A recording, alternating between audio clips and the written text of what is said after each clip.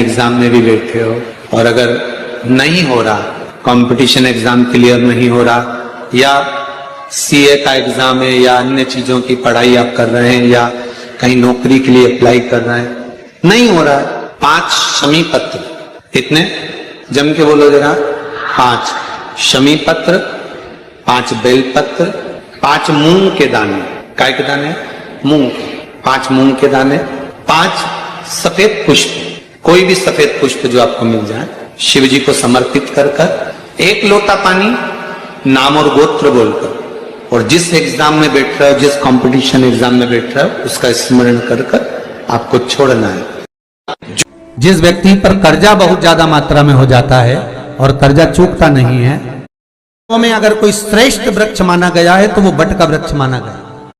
कर्जा मुक्ति के लिए सारे वृक्षों में अगर कोई श्रेष्ठ वृक्ष माना गया है तो वो बट का वृक्ष माना गया महाराज। इसलिए प्रशासनिक कार्य के लिए, मानसिक टेंशन में, परेशानियों में बटकेश्वर महादेव का स्मरण किया जाता है।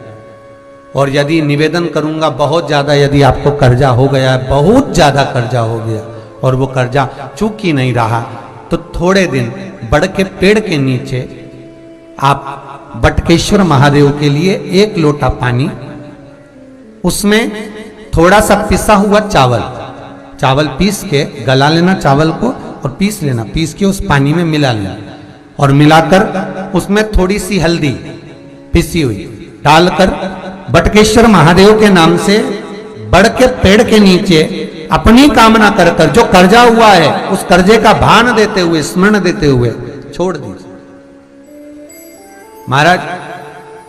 2 या 3 सोमवार एक ही जगह पर करना, 3 सोमवार बाद वहीं से बड़ के पेड़ की थोड़ी सी जड़ उठा लाना और उस जड़ को एक कोई धागे में बांधकर या तो अपनी गले में डाल लो या अपनी जेब में पटक लो, उसको थोड़े दिन पटक कर रखना, लगभग 2 से 3 महीना पटक कर रखो।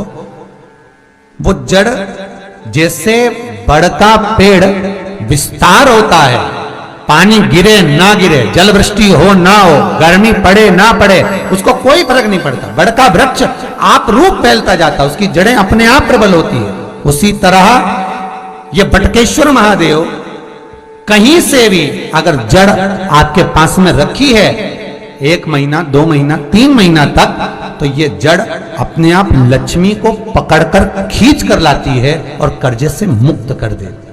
बटकेश्वर महादेव का स्मरण सुख का देना हो। सोमवार को 3 नियम बना लो।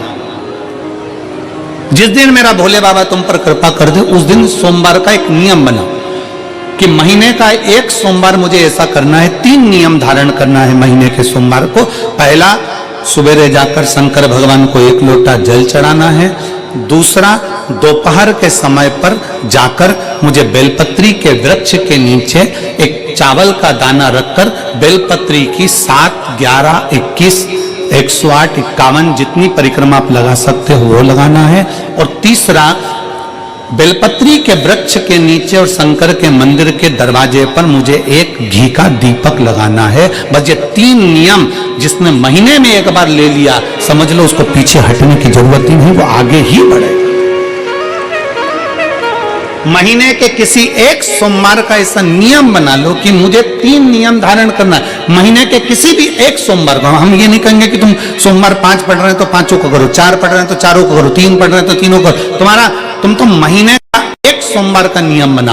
और मेरी जीजियों से, मेरी बेटियों से जो विदेश में रह रही हैं, जो कहीं बाहर रह रही हैं, कहीं बड़े शहर में रह रही हैं, जो रोज मंदिर नहीं जा सकते, हर किसी महीने के एक सोमवार को भी ये नियम निर्धारण कर सकते, तो उनसे कहेंगे कि 3 महीने में एक सोमवार का नियम बना लो। 3 महीने में नहीं बना सकते तो 6 महीने में एक सोमवार का नियम बना लो। और 6 महीने में नहीं बना सकते तो 1 साल में एक सोमवार का ऐसा नियम बना लो कि मैं साल का एक सोमवार ऐसा रहूंगी कि सुबह सोमवार के दिन मंदिर में जाकर जल चढ़ाऊंगी, दोपहर में जाकर बाबा को एक अक्षत का दाना रखकर, अक्षत का मतलब है कि बाबा मेरी दिनों दिन उन्नति करना, बेलपत्री के वृक्ष के नीचे जो अक्षत रखा जाता है वो उन्नति के लिए रखा जाता है। शंकर के शिवलिंग पर जो अक्षत रखा जाता है वो रोग मुक्ति के लिए रखा जाता है। अशोक सुंदरी पर जो अक्षत रखा जाता है वो संतान प्राप्ति के लिए रखा जाता है। षडानंद कार्तिकेय की ओर जो अक्षत रखा जाता है वो हमारे बच्चों की सुख समृद्धि के लिए रखा जाता है। विनायक की ओर, गणेश जी की ओर जो अक्षत रखा जाता है वो हमारे घर में कोई मंगल कार्य आ जाए उसके लिए रखा जाता है। और जो पीठिका होती है जिस पे शिवलिंग रखा होता है, पार्वती जी का हस्तकमल, उस पर अक्षत रखा जाता है तो नारी के अखंड सौभाग्य के लिए रखा जाता है। अक्षत रखने का भी तरीका है। नंदी हमको प्रेरणा देता है। शंकर भगवान के मंदिर में जो नंदी की स्थापना होती है शिव मंदिर के बाहर, वो हमको प्रेरणा देता है कि इधर उधर ना झांकते हुए शंकर पर दृष्टि लगा लो, वो तुम्हारी सृष्टि बदल देगा, वो तुम्हारी जिंदगी बदलेगा। वो नंदी सीख गया। पर हमारी आदत बुरी है। हम मंदिर जाते हैं तो 10 जगह पर ध्यान लगाते हैं। हम कथा में भी जाएंगे तो 50 जगह हमारा ध्यान जाएगा। अगर मंदिर भी जाएंगे तो 50 जगह ध्यान जाएगा। तीर्थ जाएंगे तो 50 जगह ध्यान। पाप हमारे माथे चढ़ता चले जाता है। निंदा करने वाला, जिसकी हम निंदा कर रहे हैं उसका पाप। एक कथा पहले कही थी, आप लोगों के स्मरण में होगा। एक राजा को एक बीमारी लग गई, पूरा शरीर टपक रहा है, गिर रहा है, पूरा शरीर टपक रहा है, गिर रहा है। बड़ी भयंकर बीमारी, गल गल कर शरीर नीचे गिर रहा था। राजा ने सारे वेदों को दिखाया, सारे डॉक्टरों को दिखाया, पर राजा का शरीर ठीक नहीं हुआ। आखिरी में राजा ने विचार कर अब करूं तो करूं क्या। गुरु जी के पास गया, गुरुदेव मेरे शरीर में एक रोग लग गया, शरीर टपक टपक कर जमीन पर गिर रहा है, गुरुदेव मेरा शरीर गल रहा है, गुरु जी आप बताओ, कुछ अच्छा बता दीजिए। गुरु जी ने कहा, राजन तेरा शरीर गिर रहा है? हाँ। टपक रहा है? हाँ। शरीर गल रहा है? हाँ। राजन तेरा भाई था ना, वो तो मर गया, भाभी कहाँ है? घर में। राजन एक काम कर,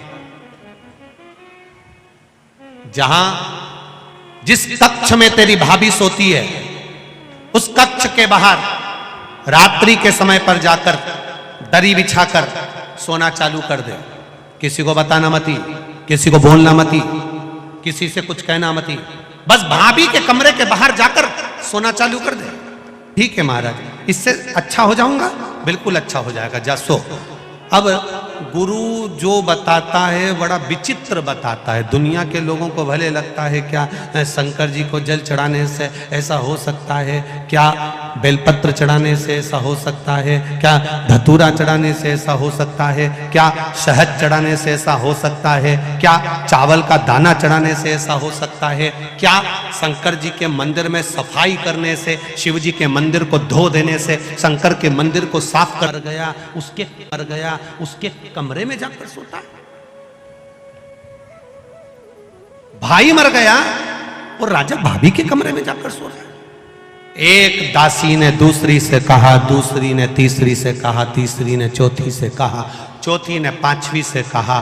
बात पूरे नगर में फैल गई। लोग राजा को गालियां देने लगे, अपशब्द कहने लगे, ताना देने लगे, आड़ा टेढ़ा कहने लगे, कोसने लगे, खूब अपशब्द कहने लगे।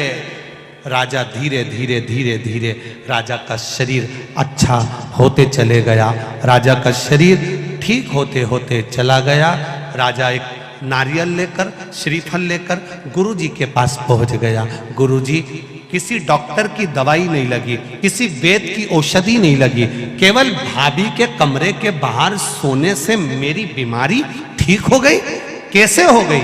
गुरु जी ने कहा, राजा तेरा पाप बहुत बढ़ गया था, उस पाप को समाप्त करने के लिए तेरी निंदा करवाना प्रारंभ करी, तेरी बुराई करवाना प्रारंभ करी। दुनिया के लोगों ने जब तुझे गाली देना चालू करा, अपशब्द कहना चालू करा, बुराई करना चालू करा, निंदा करना चालू करा, तो तेरा रोग, तेरी बीमारी अपने आप समाप्त हो गई। तेरा रोग मिट गया, तेरी बीमारी समाप्त।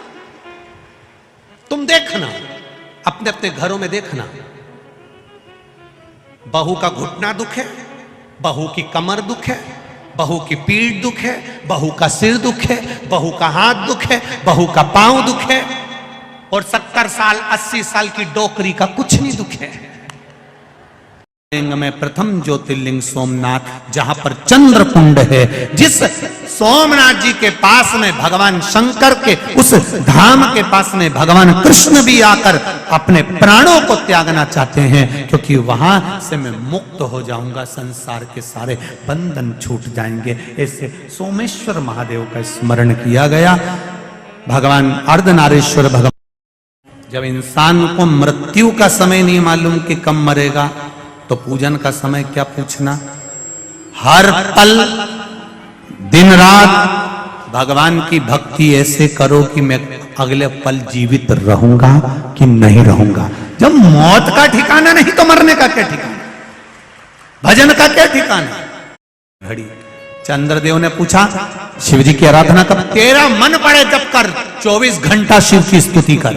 चंद्रदेव ने शिवलिंग बनाया, पूजन करी, रोज पूजन करते, रोज अर्चना करते, रोज विनती करते, शिव जी प्रकट हो गए। एक कुंड, चंद्र कुंड प्रकट हो गया, उस कुंड से शंकर भगवान प्रकट हो गए। प्रकट होकर कहा, ले इस कुंड में स्नान कर, तेरा चर्म रोग समाप्त हो जाएगा। चंद्र कुंड में चंद्र ने स्नान करा, रोग समाप्त हो गया। रोग गया, रोग समाप्त हुआ, चंद्रदेव ठीक हुए, भगवान सोमेश्वर महादेव के रूप में विराजमान हो गए। का पवित्र चरित्र कर रहा है उमा महेश, शिव महापुराण वर्णन कर रही है कि मेरे जीवन में बहुत संघर्ष का समय चल रहा है, बहुत तकलीफ का समय चल रहा है, बहुत कष्ट का समय चल रहा है, बहुत दुख का समय चल रहा है, बहुत कष्ट का समय चल रहा है, बहुत तकलीफ का समय चल रहा है, बहुत कष्ट का समय चल रहा है। जब आपको लगे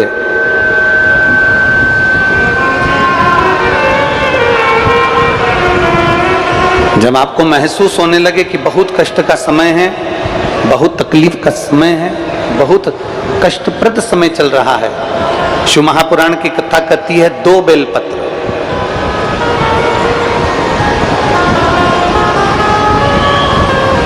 दो पुष्प, एक बेलपत्र पर श्वेत पुष्प और एक बेलपत्र पर लाल पुष्प। जिस समय दुख की घड़ी चल रही हो, तकलीफ की घड़ी चल रही हो, कष्ट की घड़ी चल रही हो, बहुत तकलीफ जीवन में चल रही हो, बहुत तकलीफ जब जिंदगी में चल रही हो, उस समय पर 2 बेलपत्र और 2 पुष्प,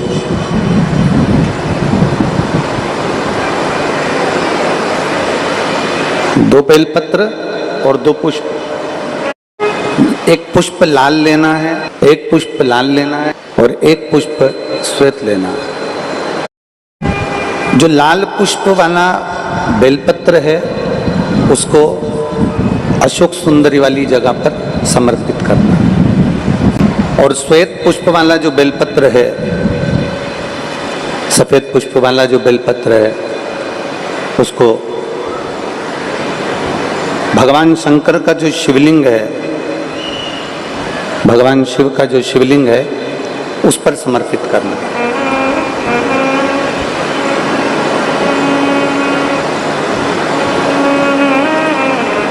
एक जो लाल बेलपत्र, लाल पुष्प का जो बेलपत्र है, लाल पुष्प वाला जो बेलपत्र है,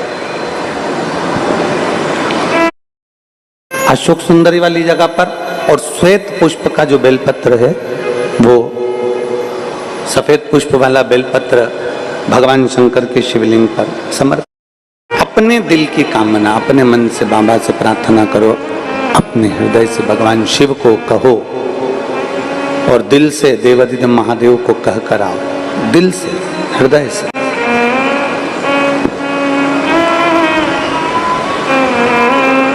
जब दिल से बाबा देवाधिदेव महादेव से कहोगे, हृदय से भगवान शंकर से प्रार्थना करोगे, तो देवाधिदेव महादेव सुनेंगे जरूर। विषम परिस्थिति में, तकलीफ की घड़ी में, विषम परिस्थिति में, तकलीफ की घड़ी में, कष्ट की घड़ी में, विषम परिस्थिति में प्रयास करो कि हम शंकर और पार्वती, शिव और पार्वती को पुकारे। विषम परिस्थिति, हम भगवान शंकर और पार्वती जी का स्मरण करें। विषम परिस्थिति में हम देवाधिदेव महादेव और माता पार्वती का स्मरण करें। पार्वती जी को भी जल चढ़ाने जाना पड़ेगा।